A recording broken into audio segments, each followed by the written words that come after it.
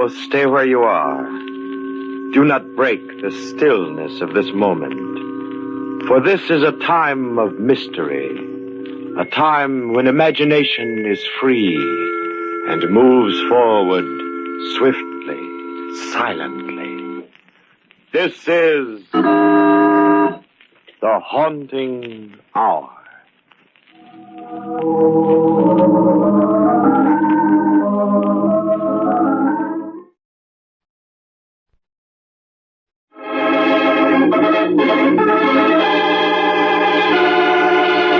Bird of Death.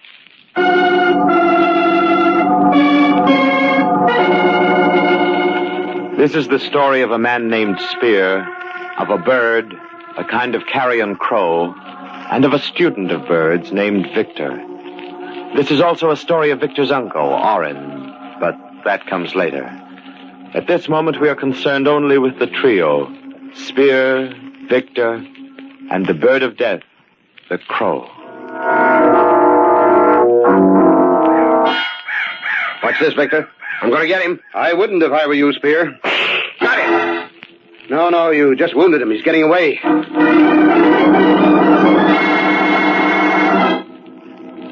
Why did you object to my shooting that bird? It's a member of the Corvus Coroni family, a kind of carrion crow. So what? Well, there's an old Indian tradition about those particular birds. A tradition, eh? Well, what is it? Not that I'm interested in those old superstitions. I would be if I were you, Spear. Why? Because, according to legend, it is the bird of death.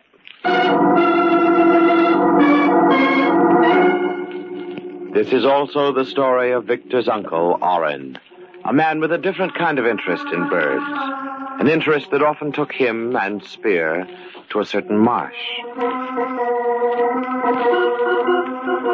Are those all the decoys we brought with us, Spear? Yes, sir. Then roll over to the blind. Never can tell when a flight of ducks will come along. Yes, sir. There's that old fishing weir. It's a pity it isn't used anymore. I hate to see anything wasted. Yes, sir. Just a lot of stakes driven into the marsh. A fish trap. They bait it, the fish get in, and they're caught. Looks like an arrow from above. Yes, sir.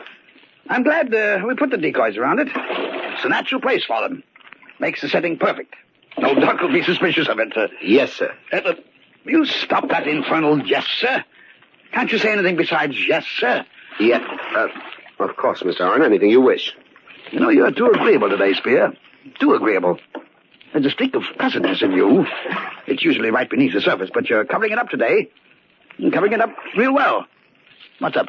Why, nothing. Nothing at all, Mr. Orin. I don't know what you're talking about. You don't, eh? Well, most people don't know what the other fellow's talking about. That's what's wrong with the world. More people would. Hurry up, Spear. You're rowing as if we had all day. Yes, sir. Can't get over what a perfect setting that old fishing weir makes for our decoys. Why, the ducks will come right into the nozzles of our shotguns without suspecting there are any hunters around. It's a good setup, all right. Good. It's perfect. You know, that's what counts in the world, Spear. The setting. Give a man the right setting and he can get away with murder. Why, there's been many, Hey, Spear, you're not rowing toward the blind. No, I'm not, Mr. Orin. You're rowing toward the fishing weir. What's the big idea? It's the right setting, Mr. Orin. Give a man the right setting and he can get away with murder. You said so yourself. Murder? Murder? What are you talking about? Whose murder? Yours, Mr. Orin. You stop rowing. Now, Spear, I don't like this. That's understandable. Most of us are cowards. We flinch from death. Even wealthy men like you, Mr. Orin. Oh, stop joking. Does this shotgun look as if I'm joking? You'll notice it's pointed right at your chest, and a shotgun at close range is a pretty messy weapon, I've read. Why, you... You needn't bother looking for your shotgun. It's behind me. You haven't a chance in the world of getting it. In fact, you haven't a chance, period. Spear, you're crazy. You can't get away with this. I'll call for help. In the first place, you won't call. The instant you even try to yell, I'll pull the trigger. In the second place, who'd hear you out here in the marsh? Why, I don't... Victor, yes, that's it. Victor might hear me. He often comes out here to study bird life. Or maybe one of the servants may be around here. None of the servants will be around here today. You know Jed's too lazy to do anything he doesn't have to, and Kathy's rheumatism will keep her indoors on a day like this. But Victor... He won't be here today either. No, Mr. Orin, you'd better not count on help from your dear nephew. I've taken care of him. You killed Victor? Now, why would I do that? I only want to kill one man, and that's you, Mr. Orin. No, I saw to it that Victor received a new book on ornithology this morning. He's in his study reading about the habits of birds.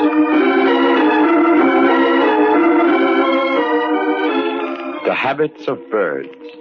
Birds that, according to scientists, were once reptiles.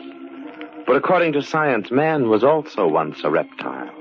So the lives of the two, birds and men, may at times be interwoven. In his study, Victor muses. Birds are strange creatures. Jed, do you know that the Ardea Herodias... The what? The Ardea Herodias, the great blue heron. You mean like them that live round the marsh? Precisely. Well, the Ardea Herodias has one claw that's toothed. You don't say. I don't, but this book does. It says the middle toe is toothed. What's the bird want teeth in his middle toe for? I suppose to make it easier to hold on to the fish it catches. You've seen them catch fish, haven't you? Yeah, especially around the old fish trap in the marsh. I don't reckon I ever saw one of them lose a fish once he grabbed a hold of it. Precisely. Oh, say, I reckon there ain't much them book writers don't know. Wonder how they learn it. By observation, Jed. Oh, I tell you, this is a fine book. I just got it this morning. I don't know who sent it, but whoever did certainly knew what he was doing.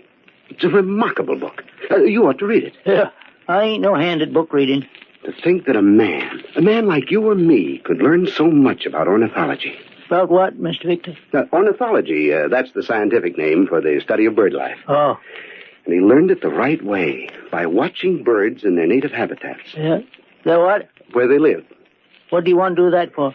Because it's so interesting. It's fascinating. I think I'll go down to the marsh to watch the Ardea Herodias myself. Yes, that's what I'll do this very instant. I'm going to the marsh. Oren went to the marsh to kill birds. Spear went to kill Oren. Victor is going to the marsh to observe birds. Birds and men, they're all interwoven as the threads of life and of death.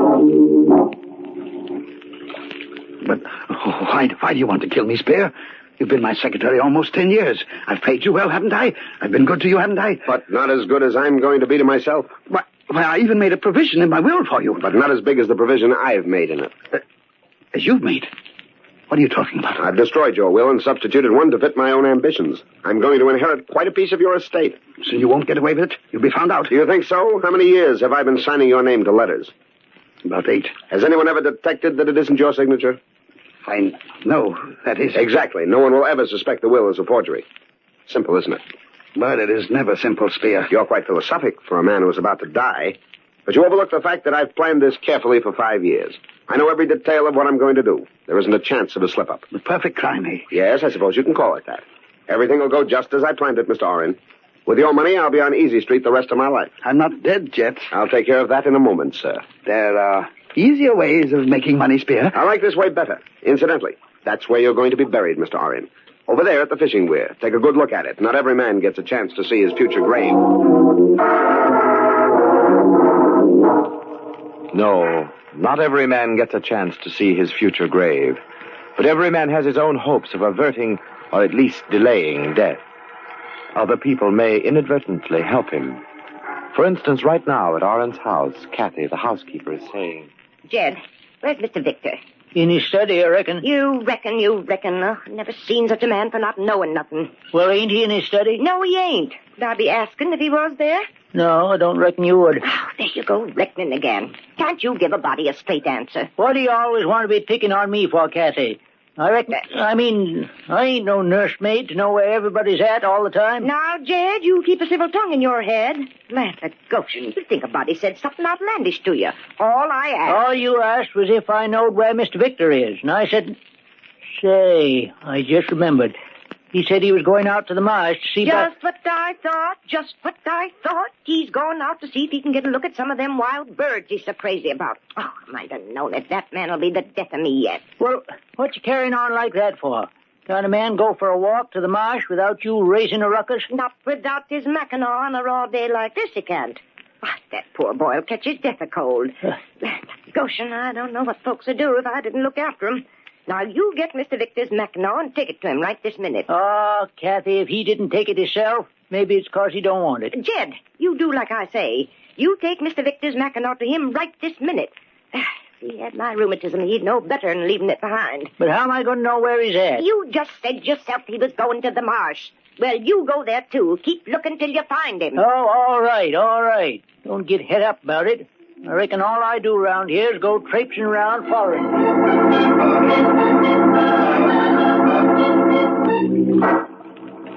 Have you had a good look at your future grave, Mr. Oren? You're going to be in it soon. I'm going to kill you with your own shotgun. It'll be the culmination of 5 years of careful planning. Oh, you ungrateful wretch. I ought to... You ought to keep quiet and listen to me. And don't make any suspicious moves. I've got an itchy trigger finger, and I don't want anything to happen to you until I'm absolutely ready. Spear, I'm telling you again... You're telling me again that I can't get away with it. Well, you're wrong, Mr. Oren. You're not dealing with stocks and bonds now. You're dealing with human life. Your life. All right, Spear. You win. I'll make a deal with you. What kind of a deal? I'll pay you as much money as you want, if only you won't kill me. Do you understand what I'm saying? I'll make you rich. You'll double-cross me, that's what you'll do. No, honestly. Honestly, that's a laugh. What an awful sap you must think I am. Why, you turn me over to the police so fast it would make my head swim. But it's your head that's going to swim. Underwater. No, Spear, please. I'm going to shoot you, then I'm going to tie you to the bottom of one of the stakes of the fishing weir. You'll be fastened so securely, you'll be there forever. No one will ever find you there. Spear, listen to me. I'll do anything you say, anything. Only don't kill me. You're stalling for time, Mr. Oren, but it won't do you any good. Listen to me. You know nothing you say will keep me from carrying out my plans. I'll sign my property over to you. I'll make it legal. You'll be rich. Now think it over. I have thought it over. For 5 years. That's a long time, Mr. Oren. Everything is just as I planned it, including your begging for mercy. I promise. I promise I'll never tell anybody about this, if only... Of course you'll never tell anybody about this. You know the old saying, dead men tell no tales. Spear, I don't want to die. No one wants to die. And no one wants to lie at the bottom of a marsh tied to a fish trap. It isn't much of a monument, especially for a rich man like you, Mr. Oren. But it's going to be yours for eternity. Please. Your proposition, if I let you live. I'll do anything you want, Spear. Anything you want. I'll give you everything I've got. Now, you'll never regret it. Believe me, you won't. You're right. I'll never regret it. And by it, I mean this.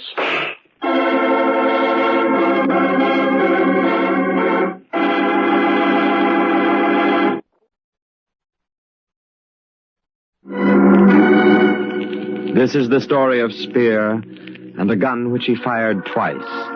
The first time at a crow which he did not kill but merely crippled. The second time at his employer, Mr. Oren, whom he murdered on the spot. This is the story of Victor, Mr. Oren's nephew, a student of bird life who worries about the crippled crow and who questions Spear about the disappearance of his uncle. He does not know that Spear has fastened Mr. Oren's dead body to the bottom of an old fishing weir in the marsh. You were right, Victor. That crow was the bird of death. Of course, I don't believe in Indian superstitions, but if I hadn't shot that bird, maybe Mr. Oren wouldn't be dead now. Don't blame yourself, Spear. But what I can't understand is why we haven't been able to recover the body. That crew of men has been searching around the center of the marsh with grappling hooks all day now. Maybe the body is caught on a shrub or something at the bottom. This could be. If that's the case, I'll ask them to use dynamite. Dynamite? I hadn't thought of that. Are you sure you pointed out the exact spot where the accident happened? I'm positive. Then there's nothing to do but use dynamite. That'll dislodge anything in the immediate vicinity.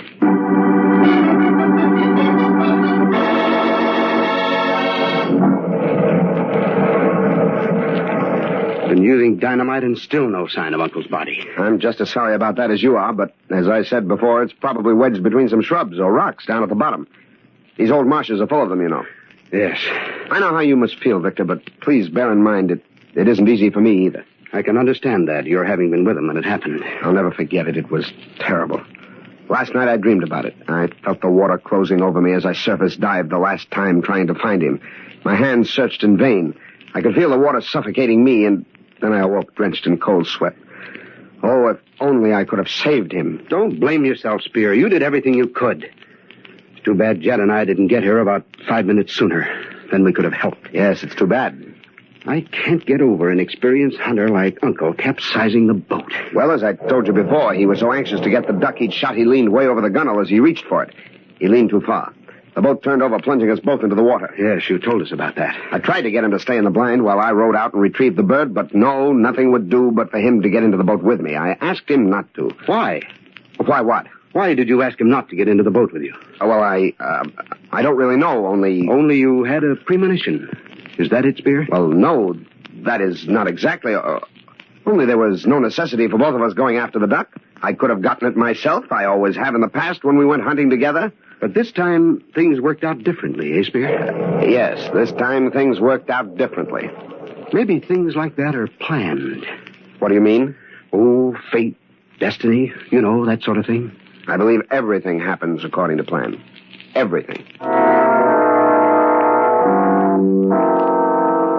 Who will gainsay that everything does happen according to plan? But whose plan? And what is the plan? Is there no such thing as circumstance? And what part does it play in the plans a man may make? And they haven't found the body yet? Nary a sign of it, Kathy. Nary a sign. Oh, poor Mr. Oren, not getting a decent burial. It ain't right, him being down the bottom of the marsh like that. I tell you, Jed, it ain't right. No, reckon ain't nobody gonna argue with you about that. But a day's dynamiting ain't done no good. Ain't much more that can be done. You mean they'll leave him down there? I reckon so. What else can they do? Well, I don't rightly know, but seems like they oughtn't to give up till they find poor Mr. Oren's body. Maybe they ain't never going to find it.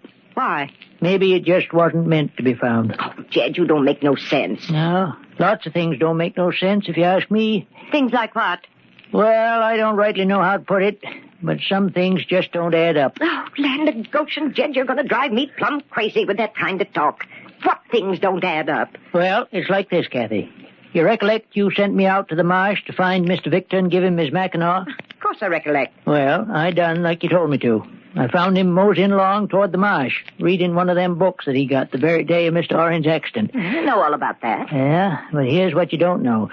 He asked me to go to the marsh with him. He wanted to show me something about about blue heron. And so I went with him. I know all about that, too. What of it? Hold your horses, will you? I'm coming to that. We heard a shot from the marsh, along about the fishing weir, I'd say. And a few minutes later, when we got there was Mr. Spear dripping water and climbing out of the marsh with his story about how Mr. Oren was drowned. Well, what don't add up with that? It's exactly what Mr. Spear's been telling about the accident. Yeah, but according to his story, Mr. Oren, he shot a duck from where they was hiding in the blind. The duck fell in the middle of the marsh, and he and Mr. Spear, they got in the boat and rowed out to get the dead bird. That's right. Mr. Oren leans out to pick the duck out of the water, and the boat turns over, drowning him. Even though Mr. Spear, according to his story, done everything he could to save Mr. Oren. Now, appears to me that was a mighty short time for all that to happen. Seems like all them doings ought to take more than the 4 or 5 minutes it took me and Mr. Victor to get to the marsh and see Mr. Spear climbing out of it. Oh, land of Goshen, Jed, that kind of talk would drive a body clean out of their mind. Maybe it took you and Mr. Victor more than 4 or 5 minutes to get to the edge of the marsh. No, it didn't. And even if it didn't, that don't mean nothing. Things just naturally happen fast sometimes. Yeah, maybe. But still, it just don't set right with me. I reckon it ought to take more time than that for all them things to happen.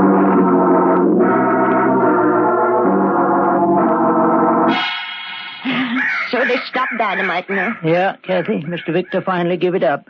Said there wasn't no use keeping it up forever. Oh, that means poor Mr. Oren will be down there at the bottom of the marsh till doomsday. I reckon so. I still say the whole thing don't add up just right. Oh, now don't start that again, Jed. Body just can't stand being around you when you carry on with such crazy talk. I just can't help feeling Oh, that... land of Goshen. You make even my rheumatism worse for that kind of talk. All right, then I'll keep quiet about it. But I still say... There you go again. All right. Don't get yourself het up. You and your crazy talk. You haven't told Mr. Victor any of it, have you? No. Well, don't. He's got enough on his mind right now as is. I won't say nary word about it to him. Promise? Yes, I promise. That's better. By the way, where is Mr. Victor now? I reckon he and Mr. Spears over at the lawyer's for the reading of the will. Looks like they could have waited a spell before they went into that. Mr. Spears said they might as well get over with. Guess he's right. Oh, I get all fussed up inside thinking of poor Mr. Oren resting down the butt. Jed, where you going? I think I'll just mosey on over to the marsh for a spell. I just can't get it through my head why the whole thing don't add up.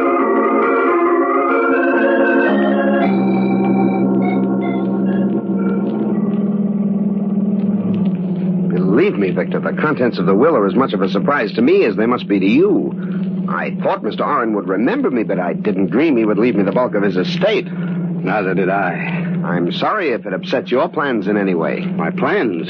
Looks as though Uncle didn't think much of them. Then he knew about them? He knew I wanted to devote my life to ornithology. He gave me the impression he approved of it. He must have changed his mind. Evidently, but it doesn't change mine. I'm going to be an ornithologist. I played around with it before as a hobby, but I'm in dead earnest now. I'm going to start right away. In fact, right now. Now? Yes. Spear, I'm going to begin with the birds I've observed closely the last few days. But, Victor, you were at the marsh the last few days. Precisely. And there were birds there, birds I want to see again. Spear, drive as close to the marsh as you can, then we'll walk the rest of the way. If you don't mind my saying so, it sounds rather silly to me. Do you mind doing what I ask? No, I don't mind. Why should I? I don't know. But then there are other things I don't know. Things I intend to find out about. You have a gun? A what? A gun. What's the matter? Don't you understand English? Look, Victor, I can understand your being upset about the will. Well, have you got a gun or haven't you? There's a double-barrel shotgun in the back of the car. That's perfect for what I want.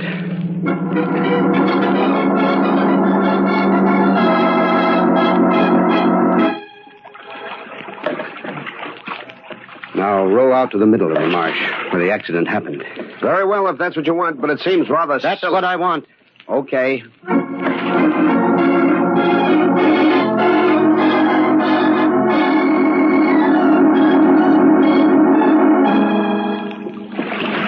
Well, here we are. Now, what's this got to do with birds? Plenty. See that buzzard of a crow sitting there on the fishing weir? The bird you crippled? Well, watch me take a shot at him. You missed him. I intended to. Killing isn't in my line. What does that crack mean? You'll know soon enough. I don't understand you, Victor. First, you try to keep me from shooting that bird. Then you take a crack at him and miss him on purpose. You must be losing your mind. On the contrary, my mind is just beginning to function. Now, Spear, I want you to row over to the fish trap. Huh? You heard me. I said row over to the fishing weir. Now, look, Victor, I've had all of this I want. You can't order me around. I'll remind you that this is a double-barrel shotgun. Only one shell has been fired, so the other barrel is still loaded, and it's pointed right at you. Do I make myself understood? Yes. All right, then. Row!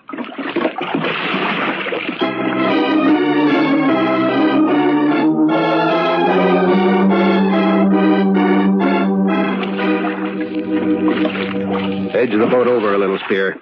Right against the stake that crow is sitting on. Why, it's back. Yes, it's back.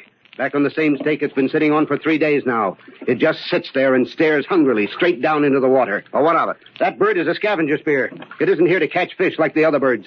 It's only interested in carrion. All right, so it's interested in carrion. What's that to me? You're interested in carrion too, Spear, but in a different way. You're crazy. You don't know what you're saying. Prove it. Let's investigate that stake, the one the bird was perched on. No. No, let's go back to the house. You're afraid because my uncle's corpse is at the other end of it, Spear. No, of course not. It's because... Well, you give me that... No. I've got the gun. All right, your uncle's down there at the bottom of the fish trap. I killed him just as I'm going to kill you right... I got him just in time, Mr. Victor. I heard what he said. I was there in the duck blind. I'm sure glad I had my rifle with me. I told him that Corvus Coroni was the bird of death. This is the story of a man named Spear, of a bird, a kind of carrion crow, of a student of bird life named Victor, and of his uncle, Oren. A story of birds and men interwoven as the threads of life and death.